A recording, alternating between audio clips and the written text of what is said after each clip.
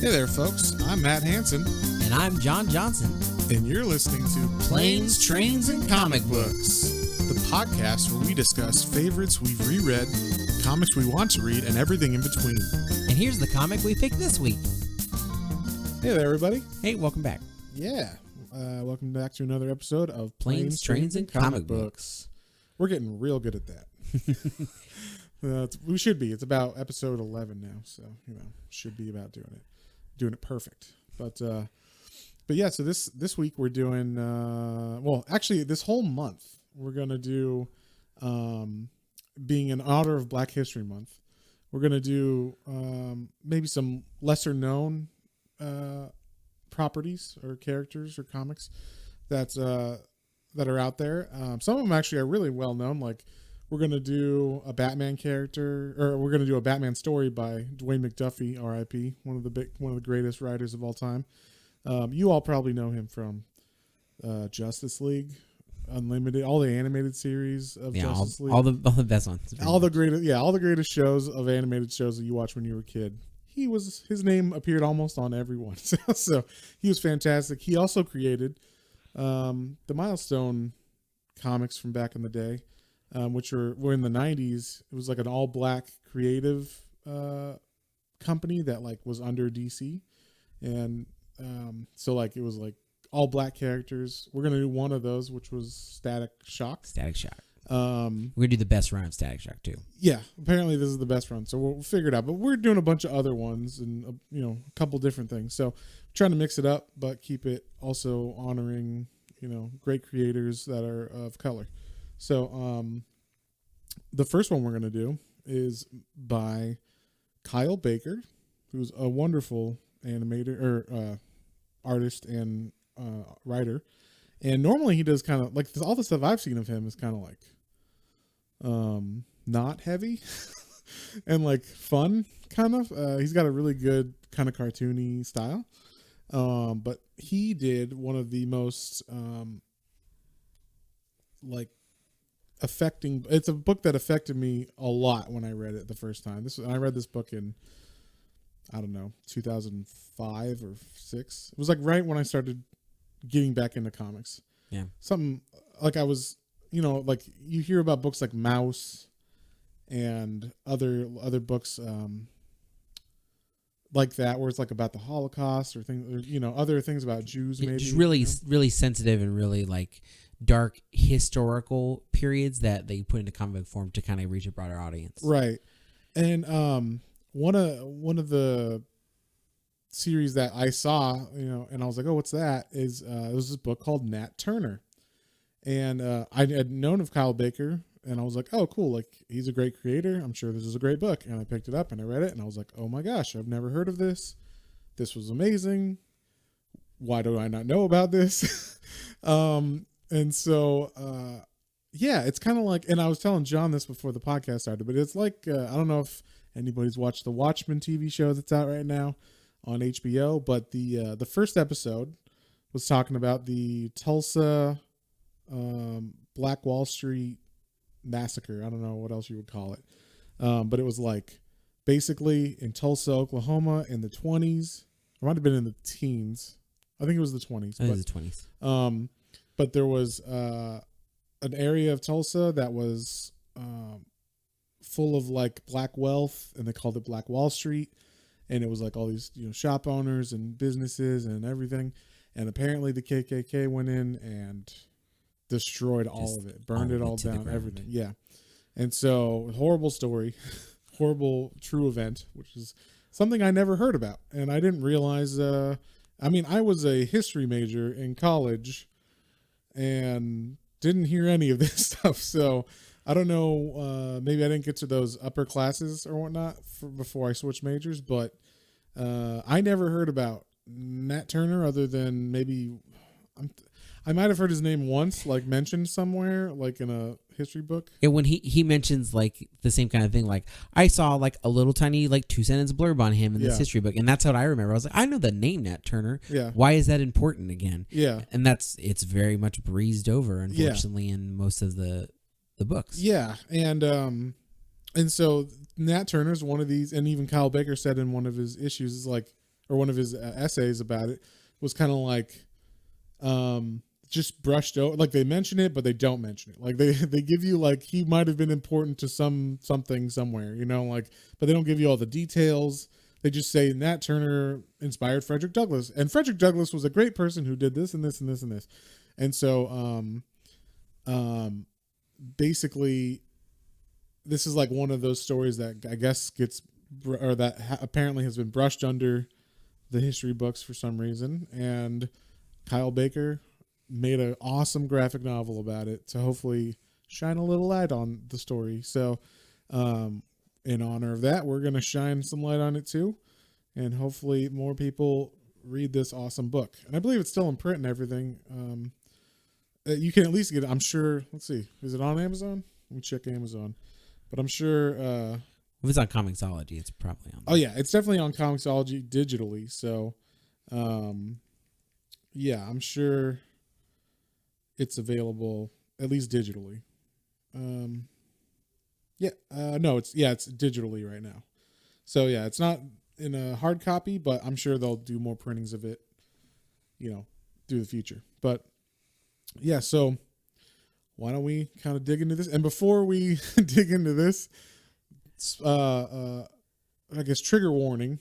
This deals with very mature themes as far as there's killing, slavery, you know, killing of women, children, a lot of heavy topics here. So I wouldn't give this book to anyone who's under who's not in high school. Yeah, this is definitely a high school enough read. There's yeah. You know, while the comic itself is all in black and white in this case. Yeah, it's not graphic like that, but it's graphic in what it depicts. Yeah, so. What its content is. Yeah. And I mean, and the fact that it's historically accurate is, yeah, I mean, even more so graphic. Yeah. If you put yourself in the context of everything going on here, you're like, oh my God.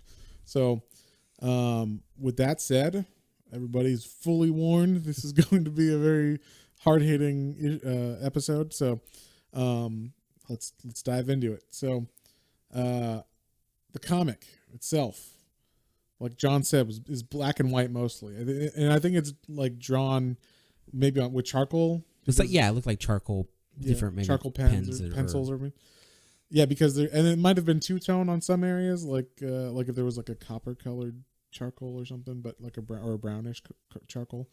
But so it's like black and white for the most part, and there's basically there's no dialogue in this book. There's no bubbles of talking or anything except one thing I can think of. But other than that, it's all based on the manuscript or the book that was put out from this, which is called The Confessions of Nat Turner, which was after he was captured, what he told everybody before he was put to death.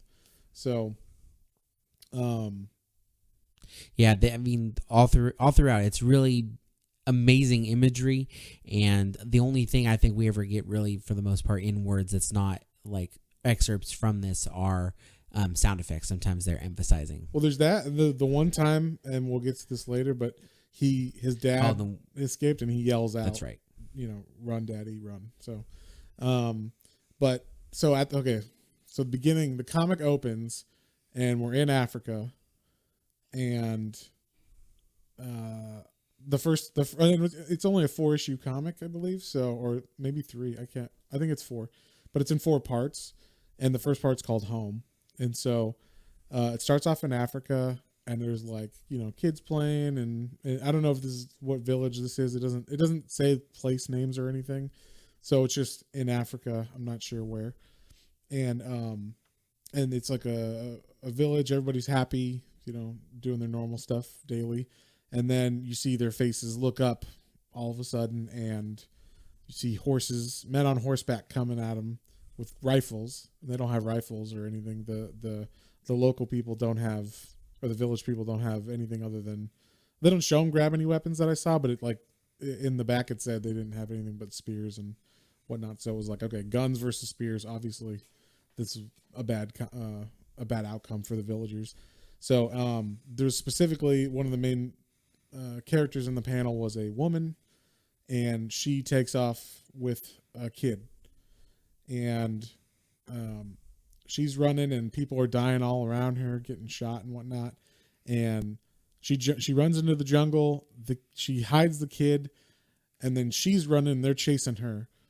The kid is safe as far as we know, but then so she's running, and she comes to a cliff.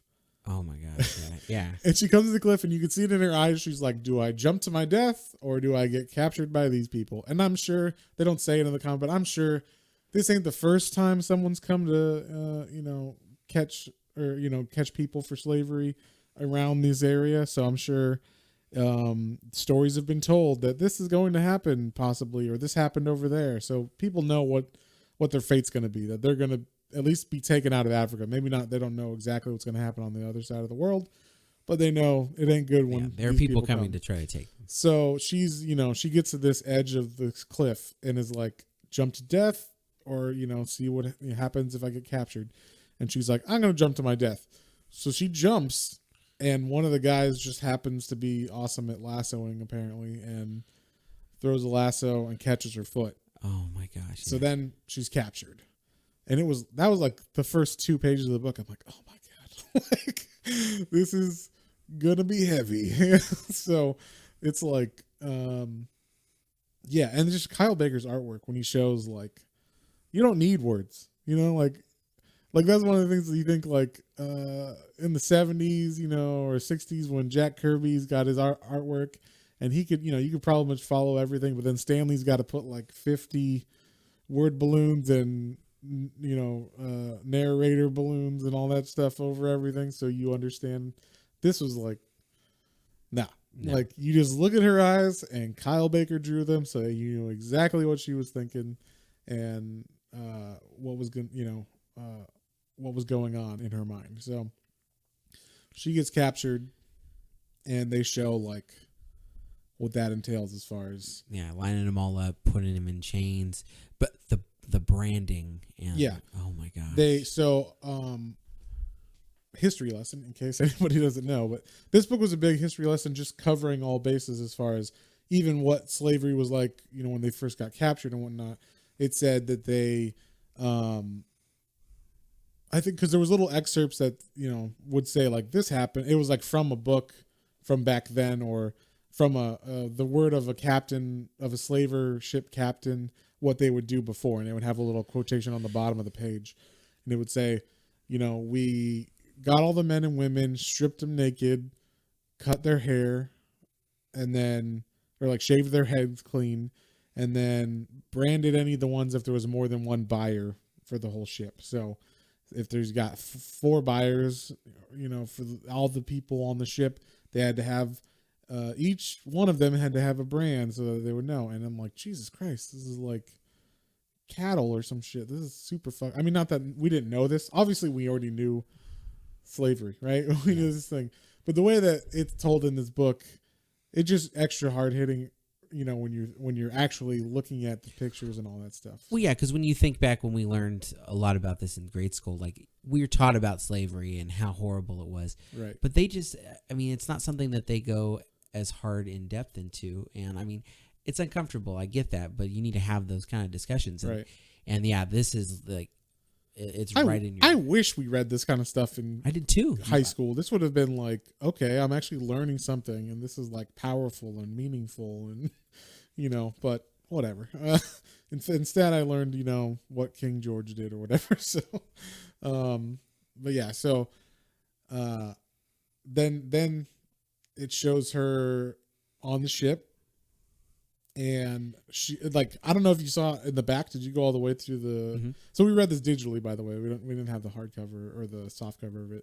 So in the back of that, there was like a diagram of the ships and how they were like how they stacked the people for voyage, and like the whole bottom of the ship was just like there was no room in between bodies. It was just like person.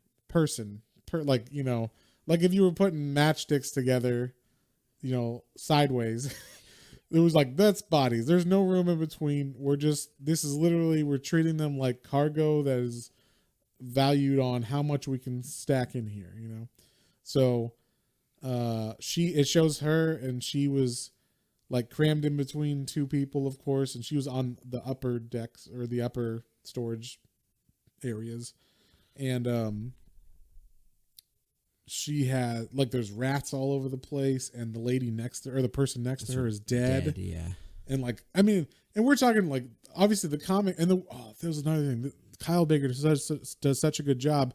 Instead of putting like a month later in little text or whatever, he would just show pictures of the moon.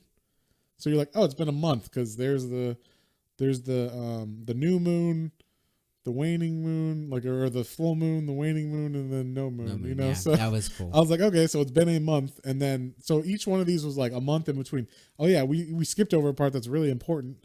When they capture her, they're not like on the coast, so they like have to do basically a death march in chains. What'd you say it was like? Yeah, that was one of they have the so as we're reading it, we're seeing all these things, and in the back they kind of have these little points they bring to is that like they weren't anywhere near the coast, so they had to do like 1,000-mile march on foot to the coast, right? And they were talking like the statistics were 2 out of every 5 captured did not survive just the journey to the coast, and then from there, a lot died on the ships. Yeah, and.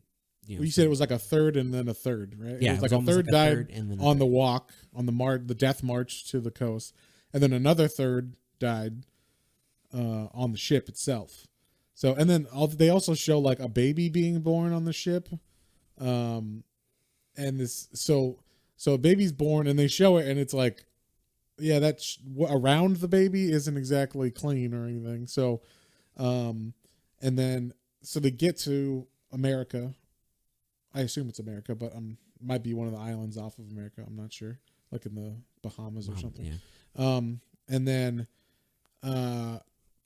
they're going to be, or they're like getting off the ship, and the lady with the baby still has the baby, and she's like, she sees a boy being whipped, like another slave being whipped, but it's a boy, and she like realizes this baby's going to be that kid someday. I don't want the kid living in that. And so she throws the baby into she runs out of line and then throws the baby into the ocean. And one of the things is they showed pictures of sharks following the boat several times in some images. And apparently this is one of those things because of all the people that died, all these slaves that died on the ships as they go, they would throw them overboard after so time, and that brought sharks around. So they would literally have sharks follow these ships. That's how many dead people there were on the way to America. Is sharks would follow because they're like, hey, it's a free meal every couple of days or every day or whatever. Crazy. That's crazy. And then you think like going to America, I don't know how long it took, probably a month, if not months and months, 3 or 4 months. So yeah, anyway, so she throws that baby into, and Kyle Baker draws it probably for emphasis, but also not, exaggerating that much, is a shark literally going to eat that baby. So yeah, so you get that right away. That's what it is. And then they just bring them to be sold. Yeah. So, and then I think that's the end of the first. Well, just on to know that they show them catching the baby too. Oh yeah. But then she one of the white guys that's on the ship, the slaver ship, he like catches the baby by the foot, and then the mom bites his arm and makes him drop it. And so that's why the baby ends up fully going in the water. But yeah, it was just intense to see like they're at any means they're gonna like keep every single one of these that they can. Right. And then so I can't remember if this was like in the next part or if this is still this part of it, but so that's basically the lady that we've been following is Nat Turner's mom. And so she, when she's brought to she goes to the farm she's a slave at, and then I don't know if she's given a husband or I'm sure they weren't like able to pick yeah. who, so they're like, okay, we're given you're now, she's your wife, other slave. And so she has a kid, and that's Nat Turner. And yeah, so I think that's like where the break is like, I don't know if it shows him as a little boy at first there, or if it's not really. Yeah, it's yeah. I could. It was hard to tell. I don't know if it was like you just given and set up, or if it was maybe there was some kind of natural coming togetherness because they're all slaves together. Right. Yeah. That I can't imagine they are, a slave masters allowing that. So yeah. I mean, like even in the back of the book, it said Kyle did I don't know, it might have been in the foreword. Kyle Baker wrote, like, it was always seemed weird that that like they were people were breeding, stock, or like, people for doing work. So they wanted like the strongest and best, children. So that way that they would grow up and be good workers. So I'm assuming that they are breeding them like, okay, you're a strong guy. You seem like a fine woman as far as like breeding stock. And then now you two are married, so says I, the master of this house, or whatever. So super fucked up. Yeah. So, but they didn't go into that as far as in this comic. So no, the only last part of that one is that they show Slave later on. He has a little drum that he beats on later, and he's like trying to communicate with somebody. I think that was his grandpa. Okay. I think so. I might be wrong. It might have just been another slave person. Well, he was beating on the drum, and they came and they the slave owners came and ripped the drum away and took him to an area, kind of publicly whip him in front of the other slaves, and then they cut off his hands. So he could drum anymore. And then there showed salt, and they rubbed salt all in his wounds. Mm-hmm. It was so disgusting. intense. Yeah, it was intense. It was like, once again, this isn't like a graphically bloody comic or anything, but he shows, them putting his hands on the stump, chained up, and then, the guy with the axe is next to the stump, and then the next shot is his hands by themselves on the ground. So, I mean, it's not like showing viscera and gross stuff, but it's like, no, this happened, and this is messed up, and you're looking at it, in the least bloody way I can show you, but it's like, it's there. I'm not trying to hide anything, kind of thing. So, and I read in the back, you said there was those points that they talked about. It said, I thought the old man was like praying or something, maybe with the drum, and because he was looking up in the sky and stuff. But apparently that's how they used to communicate. And he might have been praying, and they might have been trying to communicate like to one of their gods or something. But that's what he was trying. I guess he would do that every night or something, or every couple of nights. He had to go out into the woods and sneak it. So he got caught doing that. So, yeah. Sorry, that street sweeper came by, so kind of ruined the sound there for a second, but everything's good now. Although we do have our dogs acting crazy in the background too, so you might hear them. So don't mind any jingling or barking. You might hear. So, anyway, so back to where we were at with Nat Turner. So you want to take this part, the education part? So this is where we really get introduced to Nat now. He basically he starts being interested in figuring out how to read. Like first they introduce like he's a kid, right? He's a kid now, and he's like, he even says like, oh, I was like super smart for a kid and whatnot. Very inquisitive. Yeah, inquisitive. So yeah, and so he is in the house. He's in the house, right? When he sees the other kids start like learning. He's stuff. Somewhere. Yeah, there's like, it shows like kids learning in a room. I don't know if it wouldn't be a school room that he would be by, but it might be inside. It must be. Yeah, I thought maybe he was obviously. And they're learning like ABC on a chalkboard, and then the door closes in his face. Yeah, but he puts his ear up to the door and he's listening and picking up some of that. Yeah, basically he's in the house to he's serving in the house, and right, as a little kid. Yeah, as a kid, because he can't be out in the fields, right? And yeah, so he's doing this, and he's basically trying to learn how to spell words. He has a Bible. Yeah, like he finds a Bible in the house and he picks it up and he starts reading it. Yeah, he tries to sound out and spell out words. Yeah, and even in his confession, he said like I don't even remember learning an alphabet. I just knew it, and then I just knew how to read basically. And in the comic, it shows him like pick up the Bible, and he automatically like starts seeing the stories like Moses and Abraham and all that stuff like from the Old Testament, because that's like the section he's looking at. And then one of the masters comes by. Yeah, and sees him with the book, and he immediately he turns the book upside down and immediately acts ignorant to what he has, and like, I don't know how to read. I don't know what I don't even know this is a book. This is like, it might as well be a block of wood. I don't know what it is. And Kyle Baker made a very specific point to make this. There's a couple panels of him like this where he's hiding the fact that he's learning and doing these things, and he makes it very much like old stereotypical looking, like a minstrel kind of character, like a drawing, a caricature that they would show in like a newspaper of a black person or something. And then the black guy's like, haha, look at him. Or whatever, he's like, oh, okay, yeah. Just basically to make it seem like, oh, okay, I don't need to worry about this kid.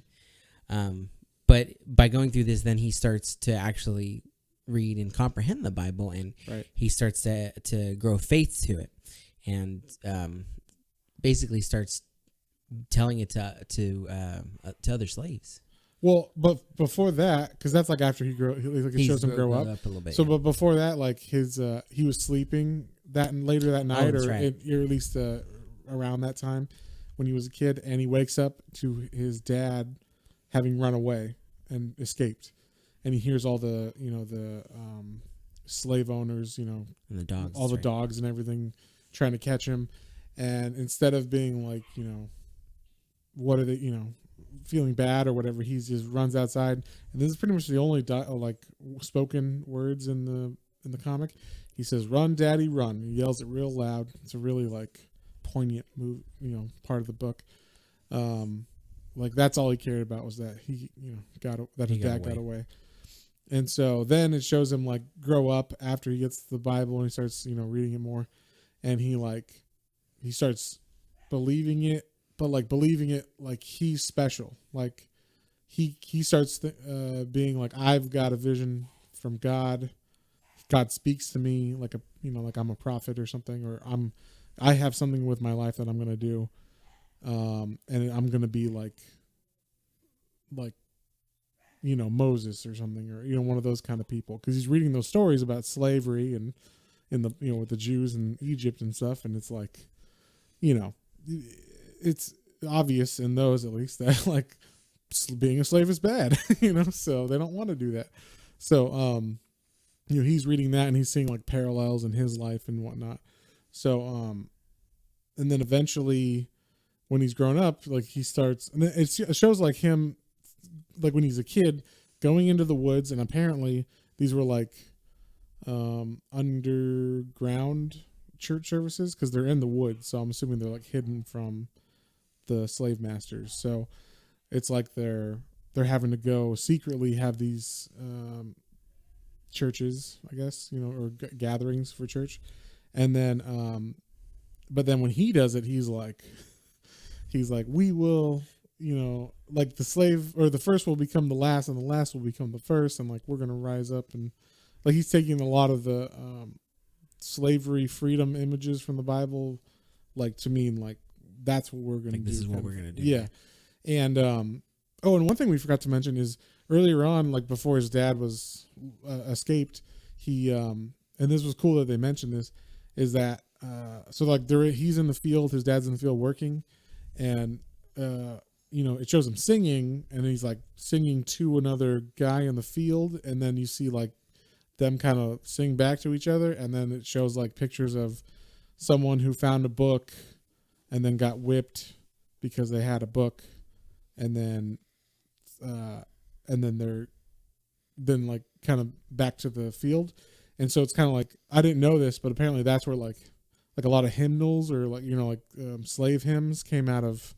They can actually communicate it by song, it would say, they'd be like back in River Jordan, and they would be talking about the Mississippi or something. Like they would convey things they couldn't talk about in front of the white slave owners. Yeah, through the song. Through the songs, which I didn't know. I thought they were just, singing hymnals to like get through the shitty day.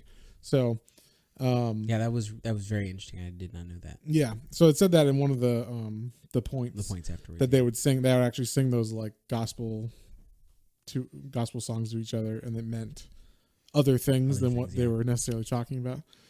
So, and they kind of like, it's weird because like one of the few things the white people would probably be okay with would be, the Bible or like churches, kind of thing, or like religious, like, oh, the slave person's getting religious, and then make sure that they, learn that the parts of the Bible that say like, slaves should obey their masters and all that kind of stuff over the, let my people go stuff. So, yeah, you get that, but then he's becoming more militant and starting to believe like he's chosen to do something great, and that something great is going to be freeing people by force. So he comes up with a plan, and the plan was originally like it says like I was waiting for like a sign from God, and then an eclipse happened, and then he waited, and he's like, make sure that's correct. And then apparently there was another eclipse or something else happened to also give him a sign. So it was like, okay, this plan is ordained by God or whatever.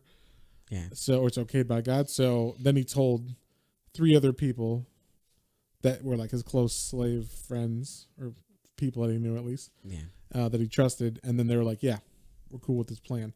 So that was like on the 4th of July, I think, is when he came up with the plan. And then it took till August. What was the day of the? I think it was August 21st. Well, I know May 12th is the August 21st, 1831 is when the I don't know what you call uprising happened. Uprising, yeah. Yeah. Well, May is when he ran away first too. There. Oh, that's right. I forgot. Yeah. Yeah. So part of him like having that sign was him running away, and it was the parallels. He ran away for 30 days in the woods, and and then he came back, and then he came back. But then I thought was odd and interesting too. It's like he came back, but he was saying like, oh, I found, like he was saying basically like I found Jesus, or I think what it was so in the story of Moses, he like runs away for 30 years or something like that, and then comes back to Egypt. He's called by God to come back to Egypt and free the people. So I think that's kind of like, but they didn't like whip him or anything. At least in the comic, I'm sure they. I'm sure there was punishment. I don't know what it would be, but yeah, I think, or maybe not. Maybe because he came back on his own. I don't know. They didn't capture him. Maybe, I don't know. But then they showed like him and the female partner that he was with there too. Yeah, they kind of ripped them apart. Oh, that's right. No, they have kids. So yeah, that's what they. I think maybe that's what they did to punish him. Was they ripped his family. So he came back, and then I think probably because he had kids and a wife too, and then they sold his wife and kids. So yeah, and that's basically where he really had his like his coming to God moment. He said that he had basically had God speak to him at that moment, and he had a vision where he saw white and black spirits in a battle in the rain. That was actually, I remember now that this panel was one of my favorites in the whole comic here, because it's him talking about how he saw like this great fight happening, and it's him standing and like screaming in the rain. Oh yeah, and you could see every drop of rain in this panel, and you could just see the emotion on his face. Yeah, and it was just like him being powerful. Like, I'm fucking done. Like it's like, there's movies like Falling Down or The Joker or whatever, where it's like these people reach a breaking point. And I mean, I'm surprised he didn't reach a breaking point earlier, but that's like all he knew was slavery. So this was like an even more thing where they sold his kids and his wife that like pushed him over the edge. Yeah. But yeah, like, so he's basically like, fuck this. Yeah. this is my destiny. I'm called by God. I'm going to come up with a plan and, by any means necessary, free myself and everyone else, kind of thing. And so is that where it leaves it? That's where, because on May 12th, that's when he sees the spirit come to him, and it says that the Lord saying that the serpent was let loose, and he should take to fight with the serpent. Like that's like his. Yeah.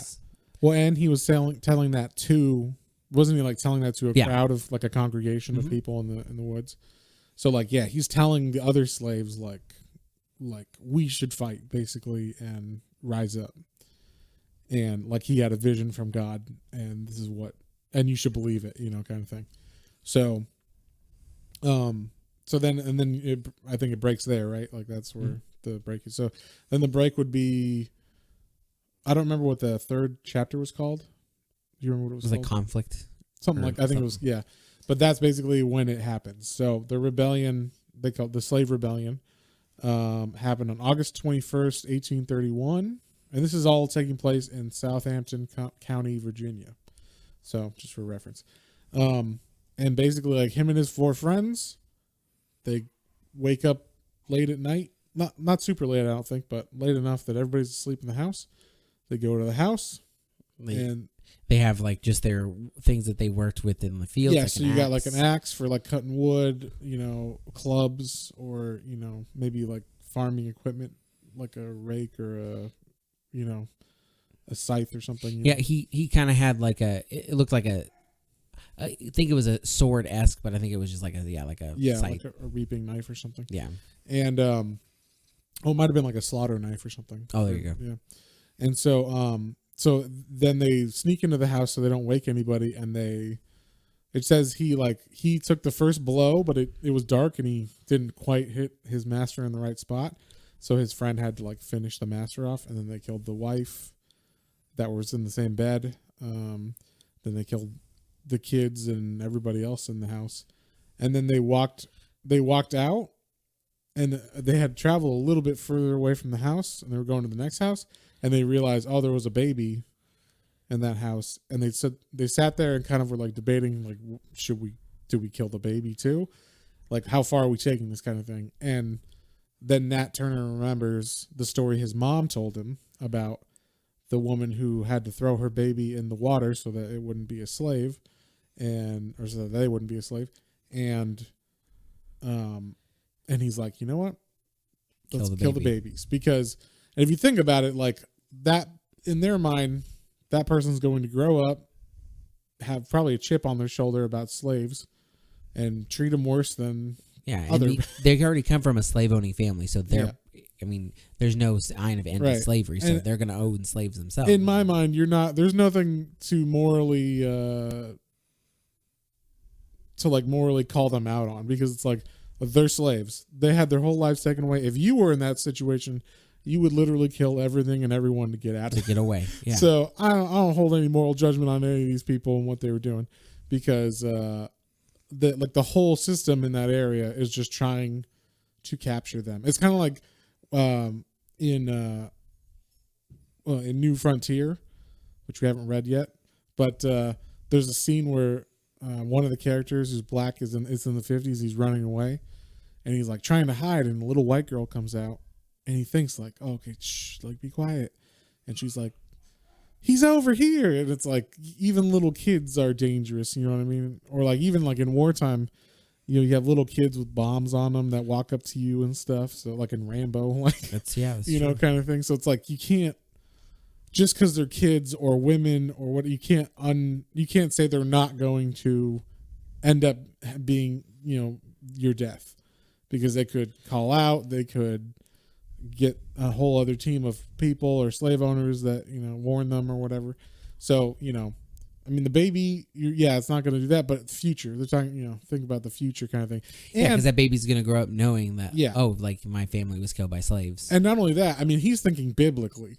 Like, in his mind, God literally killed the firstborn of every family in Egypt because they wouldn't let his people go.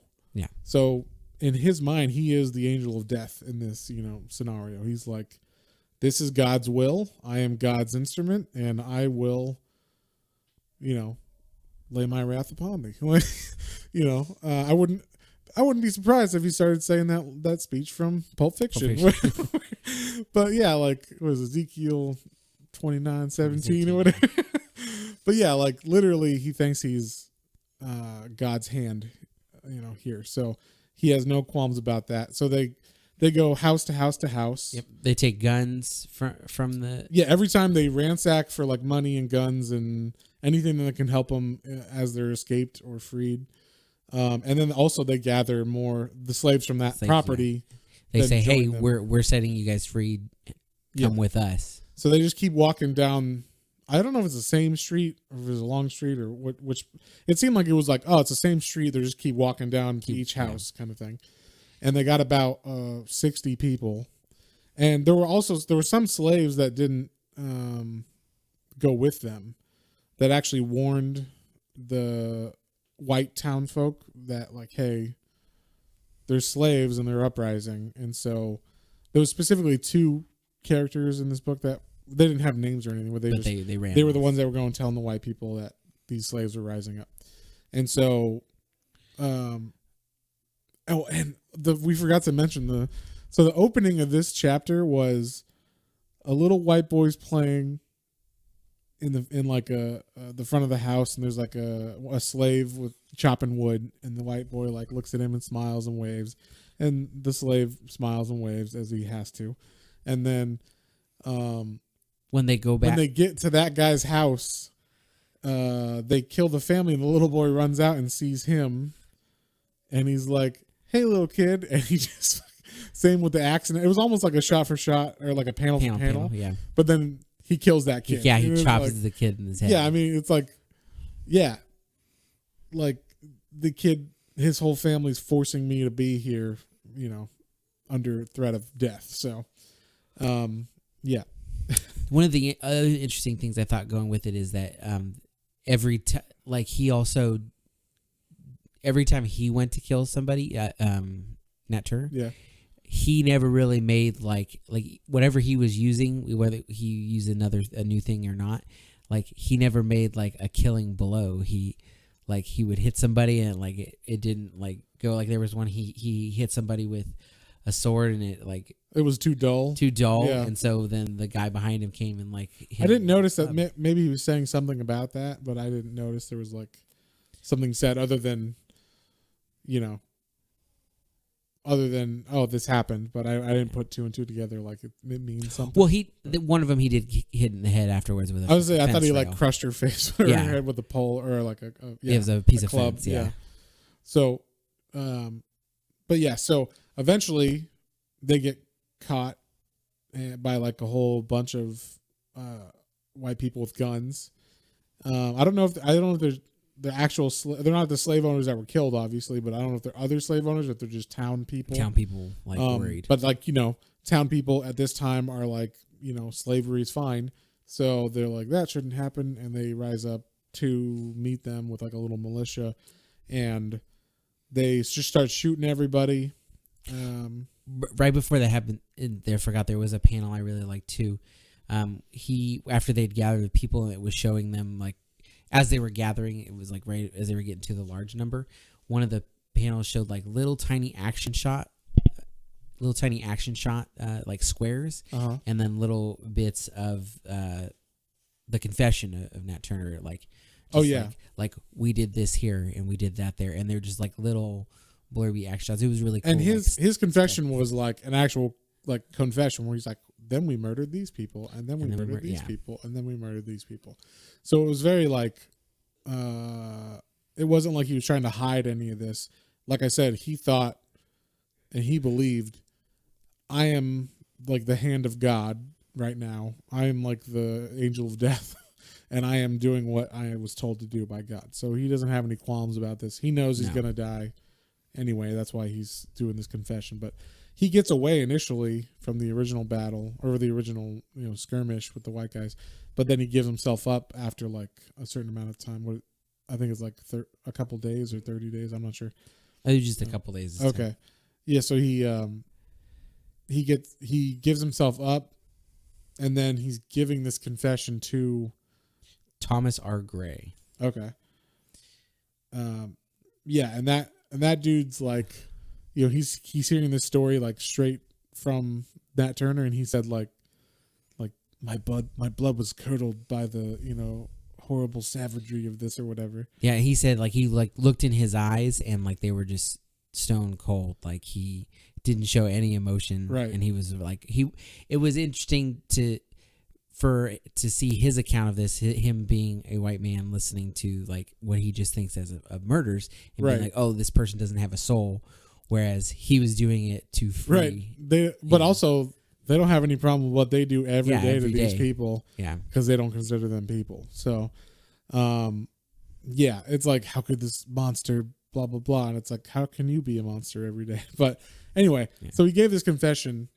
They killed 55 people. Yeah, they killed 55 people total, and no one was spared. And basically, what came from this was a bunch of laws that were like, slaves can't read or learn to read at all, which was already kind of a law, I think. And then for sure, like if slaves meet at like a church, they have to have a white minister or someone white there to like oversee what's going on. And the drumming was outlawed. There was the Mississippi Black Codes. They outlawed drumming because they figured out it was for communication. Yeah. So they did a lot of stuff like that to try to quell this, but a little thing happened in the meantime. So, and like after he gave his confession, basically they hung him like right away.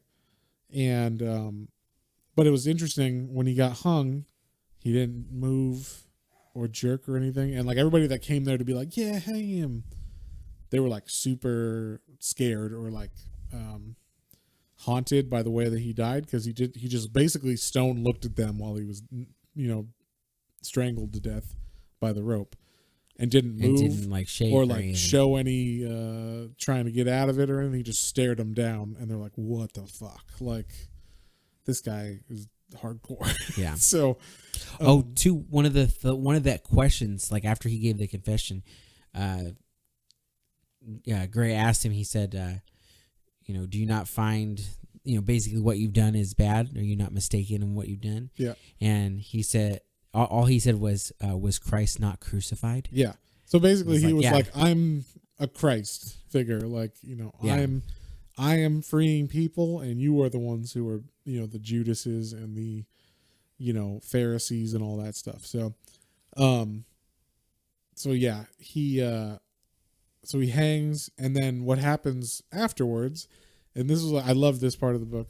So you're kind of like, I wonder how far this book's going to go further, because then the next section is called Triumph, and you're like, oh, I wonder what happens. And basically it's just the printing press happens, and when the printing press happens, they're like, oh, we're going to print his confession in a book so that all these white people can read it and be like, how horrible was this black person?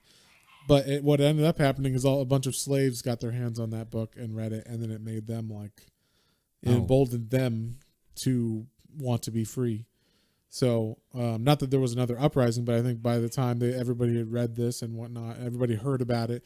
He's probably like a folk hero, around the circles. And then when the Civil War happens, they're like, yes, now we have a reason to rise up. Let's take advantage of this kind of thing. So, yeah. So that was Nat Turner. That was an amazing story. That no one tells anybody about in history class. Yeah, had I learned that in school, I definitely would have had a deeper understanding of it. Yeah, because they show some things, and you can only get so much of a feel for yes, you could say, oh, I know what slavery is, but you don't know what slavery is unless you've been a slave. And sometimes you need to see things like Roots or things like, that really show you how horrible it is. Just like World War II movies or something. Like, what does a concentration camp look like? And then they show you the video of it, and you're like, holy shit. And unfortunately, there was no video of this stuff because it was too early. Yeah. But, things like this help you understand that, because they're all taken from either first account sources like Nat Turner himself, and the Kyle Baker's book had a bunch of, sources and everything for all this stuff. And a lot of them were firsthand sources. Like a lot of them were then the colonel who was the, captain of that vessel talking about slave ships, or so it wasn't like 40 people were moved or something. So yeah, with that being said, what would you give this book, John? It made me like reflect. It definitely gave me some like important reminders, and like just to keep things in context and really remember these horrible atrocities that you just don't think about in your day-to-day life. Yeah. Like, this is one I'll be like, hey, if you have a kid or anything, you give it to them. Oh, hold on. We got someone at the door. Hold on a second. So, yeah, sorry about that. Yeah, sorry about that. The doorbell got rung. So anyway, it was really impactful, and it was a really good read, and I'm really glad that we're doing this. Overall, the art was really cool. It was definitely the first one I've seen that we've done that had like that charcoal kind of style. Yeah. And I liked that it was impactful with its imagery and didn't necessarily, like, we got parts of the confession like interwoven, but a lot of it was physically seeing the story driven. Yeah. So I would probably give this, I would say an 8. An 8? Maybe a 9. I'm going to give this one a 9. Actually, you know what? I'm going to give this one a 10. Because I've already read this before, and it was just as hard-hitting. And, like, it pushes the medium further. Okay. And it's really well done.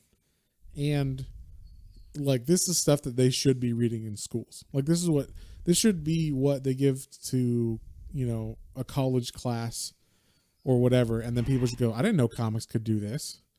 So that's what should be, like, that's my 10, is a book you could give to a college class or a high school class, and you're like, wow, I didn't know comics could do this.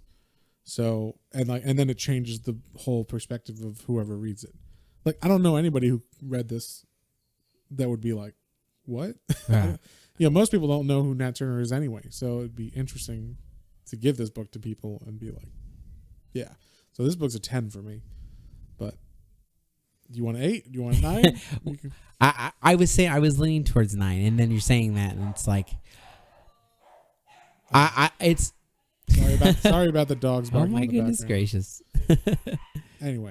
Anyway, I would say it's a 9, just because, for me, it was, like I said, it was impactful. It was very intense. It was very eye opening to see this whole story flesh out. mm-hmm.